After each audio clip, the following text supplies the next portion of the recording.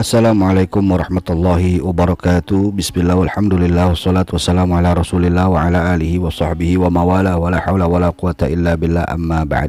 Ikhwan fillah rahimakumullah, dimanapun antum sekalian berada, semoga kita semua senantiasa dalam rahmat, dalam keberkahan, dan juga dalam lindungan Allah subhanahu wa ta'ala di segala aktivitas kita dalam kehidupan kita sehari-hari.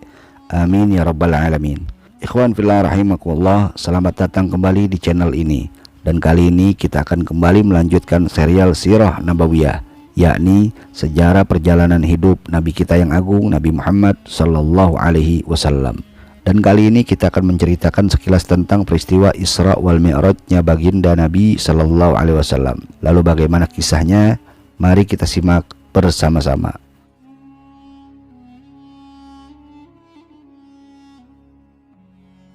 Ikhwan fillah rahimakumullah, peristiwa Isra wal Mi'raj terjadi pada tahun ke-12 dari kenabian, di mana saat itu Nabi Shallallahu Alaihi Wasallam sedang berada dalam periode dakwah yang di satu sisi beliau mendapatkan berbagai macam penindasan dan kezaliman, tetapi di sisi lain beliau juga menuai kesuksesan. Dan di antara kesuksesan dakwahnya ialah masuk Islamnya beberapa tokoh pemuda intelek dari Yathrib atau Madinah yang mereka masuk Islam dan kelak akan menjadi kaum Ansor.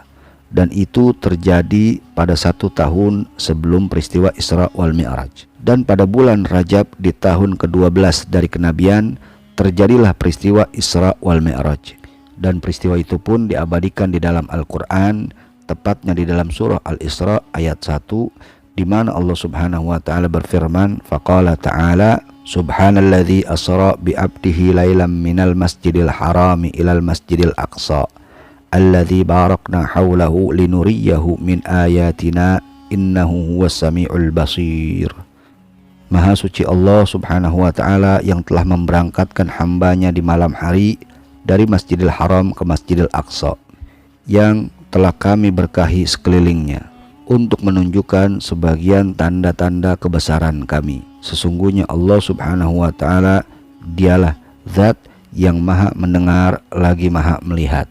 Ikhwan fillah rahimakumullah, salah satu tujuan diabadikannya peristiwa itu ialah untuk membuktikan bahwa peristiwa itu benar adanya, dan agar umat Islam dapat mengambil berbagai macam pelajaran yang amat berharga dari peristiwa itu, sekaligus agar umat di kemudian hari senantiasa mengingat peristiwa yang luar biasa tersebut. Begitu banyak kitab-kitab yang dikarang oleh para ulama yang menceritakan peristiwa itu, dan di sini kita akan menceritakan secara ringkas tanpa bertujuan mengurangi kemuliaan-kemuliaan yang ada pada peristiwa Isra wal Mi'raj tersebut. Diceritakan bahwa di suatu malam, tepatnya di tanggal 27 Rajab pada tahun ke-12 dari kenabian, Nabi Shallallahu Alaihi Wasallam datang ke Ka'bah dan bermunajat di Hijr Ismail. Di sana beliau berdoa dan memohon kepada Allah subhanahu wa ta'ala agar kaumnya mendapatkan hidayah, hingga beliau pun tertidur di sana. Tiba-tiba datanglah malaikat Jibril alaihissalam dan para malaikat lainnya dengan membawa buraq, yakni seekor hewan yang lebih kecil dari kuda dan lebih besar dari keledai, dan memiliki kedua sayap di kanan kirinya. Seketika itu kota Mekah pun menjadi terang benderang seperti siang hari karena dipenuhi oleh cahaya keagungan para malaikat. Lalu malaikat Jibril alaihissalam pun membangunkan Nabi Shallallahu Alaihi Wasallam dengan lembut. Bangunlah wahai kekasih Allah, malam ini merupakan malam yang sangat mulia bagimu, dan sesungguhnya para nabi dan para malaikat telah siap-siap menyambutmu untuk menghadap kehadirat ilahi Rabbi. Lalu setelah Nabi Shallallahu Alaihi Wasallam bangkit dari tidurnya, malaikat Jibril alaihissalam pun mendekatinya dengan penuh hormat, dan kemudian beliau meminta izin untuk kembali membelah dada mulia Nabi Shallallahu Alaihi Wasallam. Nabi Sallallahu Alaihi Wasallam pun mengizinkannya. Lalu setelah itu beliau Sallallahu Alaihi Wasallam pun menuju ke sumur Zam-Zam untuk berwudu. Kemudian malaikat Jibril alaihissalam memberikan beliau jubah dan imamah yang dibawa oleh malaikat Mikail dari surga untuk dikenakannya. Lalu setelah itu beliau pun dipersilakan untuk menaiki buraq yang akan menjadi kendaraannya di malam itu. Maka naiklah beliau Sallallahu Alaihi Wasallam ke atas buraq dengan dikawal oleh para malaikat. Kemudian terbanglah buruk itu secepat kilat diiringi oleh ratusan ribu malaikat. Sampailah beliau di suatu tempat, dan malaikat Jibril pun memintanya untuk berhenti sejenak di sana dan melaksanakan sholat 2 rakaat. Selesai sholat, malaikat Jibril pun bertanya kepadanya, "Tahukah engkau di mana engkau sekarang?" Nabi SAW pun menjawab, "Aku tidak tahu, wahai Jibril." Lalu malaikat Jibril berkata lagi, "Sekarang ini kau berada di Thaibah. Kelak dengan izin Allah engkau akan berhijrah ke tempat ini." Lalu setelah itu mereka pun melanjutkan perjalanan hingga sampailah di suatu tempat, dan Jibril kembali meminta Nabi SAW untuk berhenti dan melaksanakan sholat 2 rakaat di tempat itu. Malaikat Jibril pun kembali bertanya, "Tahukah engkau di mana engkau sekarang?" Nabi SAW pun kembali menjawab, "Aku tidak tahu." Malaikat Jibril alaihissalam kembali berkata, "Saat ini engkau sedang berada di Tur Sina, tempat di mana Nabi Musa alaihissalam bercakap-cakap dengan Allah Subhanahu wa ta'ala." Setelah itu mereka pun kembali melanjutkan perjalanan hingga mereka kembali berhenti di suatu tempat, dan malaikat Jibril pun kembali meminta Nabi untuk berhenti dan melaksanakan sholat 2 rakaat di sana. Lalu setelah itu malaikat Jibril pun kembali bertanya kepada Nabi, "Tahukah di mana engkau sekarang?" Jawaban Nabi SAW pun sama seperti tadi. Malaikat Jibril pun memberitahukan kepada Nabi SAW bahwa saat ini mereka sedang berada di Baitul Lahim, tempat di mana Nabi Isa alaihissalam dilahirkan. Setelah itu mereka kembali melanjutkan perjalanan, dan di tengah perjalanan ada suara yang memanggil Nabi SAW dari arah sebelah kanannya. Suara itu berkata, "Wahai Muhammad, berhentilah sejenak. Ada sesuatu yang aku ingin bicarakan denganmu." Tetapi Nabi SAW tidak memperdulikan suara itu dan tetap melanjutkan perjalanannya. Tidak berapa lama kemudian ada suara kembali yang memanggil Nabi SAW, dan kali ini berasal dari arah sebelah kiri beliau. Suara itu berkata, "Wahai Muhammad, berhentilah sejenak. Ada sesuatu yang ingin aku bicarakan denganmu." Nabi SAW pun kembali tidak menghiraukan suara itu dan tetap melanjutkan perjalanannya.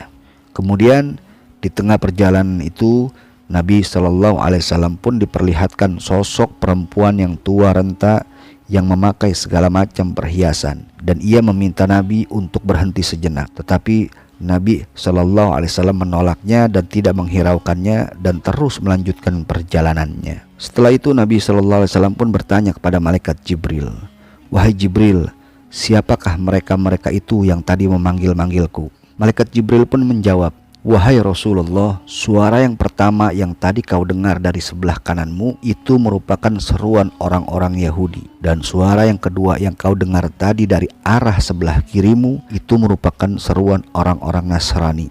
Dan adapun perempuan tua tadi yang kau lihat itu merupakan gambaran dunia yang sudah tua renta. Mereka semua bertujuan hanya untuk mengganggu dan menghambat perjalananmu. Andai kata tadi kau berhenti, niscaya akan banyak umatmu yang condong kepada mereka."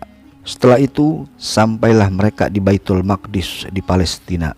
Nabi SAW pun kemudian dipersilakan untuk turun dari buruknya. Kemudian beliau mengikat tali buruknya pada sebuah tiang, di mana tiang itu merupakan tempat para nabi-nabi terdahulu mengikat kendaraan mereka di sana. Lalu setelah itu malaikat Jibril alaihissalam menawarkan beliau 3 minuman, yakni air, susu, dan arak.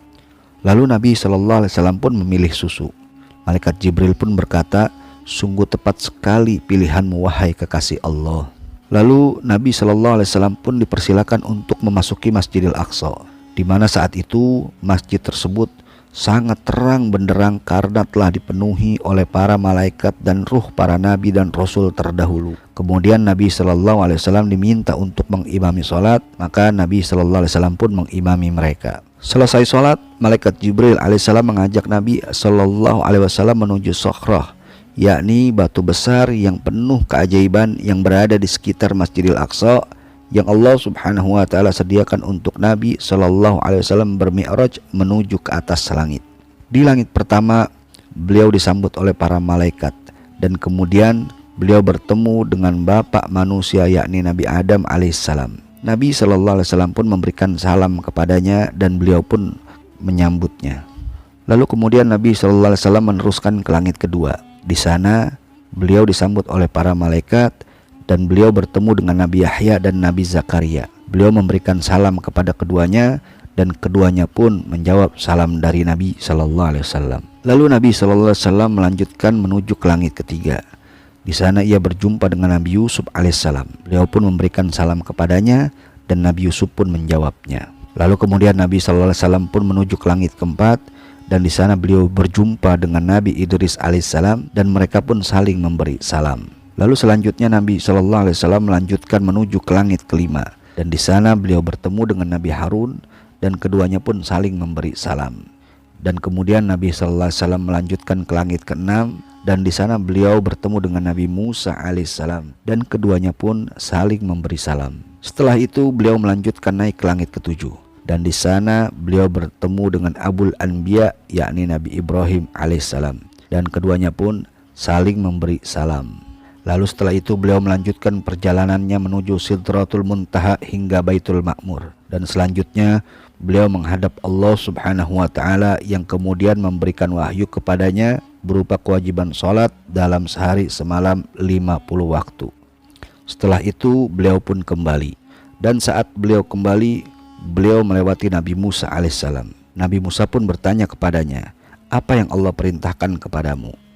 Lalu Nabi SAW pun menjawab, "Aku diperintahkan untuk menunaikan salat dalam sehari semalam sebanyak 50 waktu." Nabi Musa pun berkata, "Umatmu pasti tidak akan sanggup mengerjakan itu. Kembalilah kepada Allah dan mintalah keringanan kepadanya." Maka Nabi SAW pun mengikuti saran Nabi Musa alaihissalam, dan Allah Subhanahu wa taala pun memberikan keringanan dengan menguranginya menjadi 45 waktu dalam sehari semalam. Nabi Musa kembali memberi saran, "Mintalah keringanan lagi karena umatmu tidak akan sanggup untuk mengerjakannya." Dan begitulah seterusnya hingga akhirnya Allah Subhanahu wa taala menetapkannya menjadi 5 waktu. Tetapi Nabi Musa alaihissalam kembali memberikan saran agar minta dikurangi lagi. Namun kali ini Nabi SAW menjawab, "Sungguh aku malu kepada Robku dan aku rela menerima keputusan ini." Dan akhirnya ditetapkanlah salat itu sehari dalam semalam sebanyak 5 waktu. Setelah itu Nabi SAW pun diperlihatkan keindahan surga dan kengerian neraka, sekaligus diperlihatkan tentang gambaran kedua penghuninya. Setelah diperlihatkan berbagai sebagian tanda-tanda kebesaran Allah itu dalam perjalanan Isra wal Mi'raj, maka Jibril alaihissalam pun mengajaknya kembali ke Mekah dengan diiringi oleh ratusan ribu malaikat, dan peristiwa itu hanya berlangsung dalam semalam. Pagi harinya Nabi SAW pun menyampaikan apa yang dialaminya semalam kepada kaumnya, dan tentu saja mereka pun mendustainya dan semakin mengolok-olok Nabi SAW. Mereka pun berkata, "Hei Muhammad, mana mungkin perjalanan dari Mekah ke Baitul Maqdis bisa kau tempuh dengan semalaman saja? Kalau memang semalam kau ke Baitul Maqdis, coba beritahukan kepada kami bagaimana bentuknya." Maka dengan seizin Allah Subhanahu wa taala, Nabi SAW pun menggambarkan secara detail tentang Baitul Maqdis, hingga orang-orang kafir Quraisy Mekah yang pernah ke sana pun tidak bisa menyanggahnya. Bahkan Nabi SAW pun memberitahukan bahwa ada serombongan kafilah yang sedang menuju Mekah, di mana ada seekor unta yang mendahului mereka, dan sebentar lagi mereka akan tiba di Mekah, yang mana rombongan itu beliau lihat saat beliau sedang kembali menuju Mekah. Dan benar saja, tidak berapa lama rombongan itu pun sampai di Mekah, dan apa yang disampaikan Nabi SAW tentang keadaan rombongan itu benar adanya dan sama sekali tidak ada yang meleset. Akan tetapi orang-orang Quraisy itu tetap mendustakannya. Berbeda dengan orang-orang kafir itu, Sayyidina Abu Bakar justru membenarkan kejadian itu tanpa keraguan sedikit pun, hingga akhirnya beliau dijuluki As-Siddiq, yang artinya orang yang membenarkan.